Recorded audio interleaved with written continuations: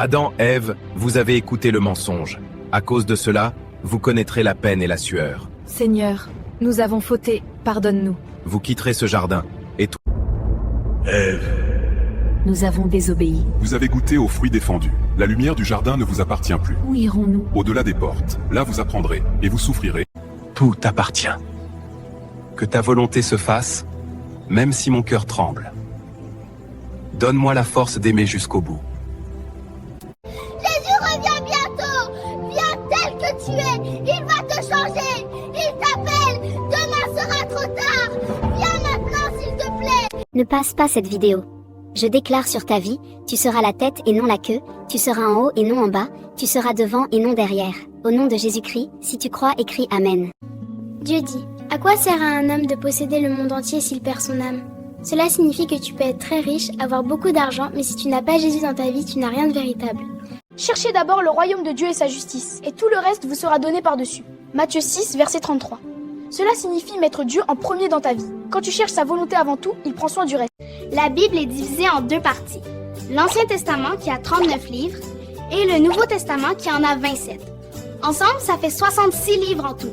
C'est comme le verset le plus court dans la Bible, c'est Jean 11, verset 35. Jésus pleura. Le plus long, c'est Esther, chapitre 8, verset 9. Le psaume le plus court, c'est le psaume 117. Et le plus long, c'est le psaume 110. Tu savais que David a écrit 72 psaumes? Oui, le roi musicien. Et la Bible, elle a pris forme dans 3 langues. L'hébreu des anciens, l'araméen du peuple et le grec classique qu'on appelle koiné.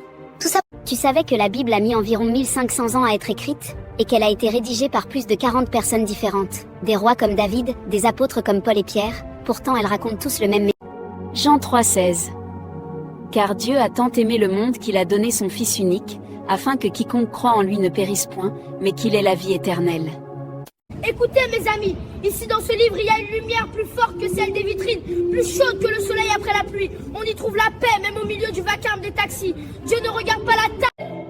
Venez! Dieu vous appelle. Ne restez pas loin. Son amour est ici pour vous.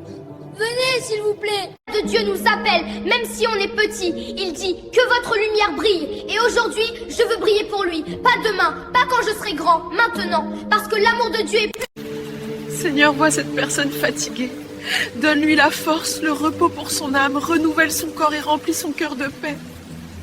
Amen. Père, dirige mes pas, éclaire mes décisions, garde mon cœur dans la paix, même au milieu des épreuves. Que cette année soit une année de guérison, de restauration et de progrès. Là où il... Même si tu n'es pas chrétien ou chrétienne, ce message est pour toi. Ta vie a de la valeur, tu comptes, et tu mérites le respect, l'amour et la paix. C'est tout. Tu es important, et si tu oublies...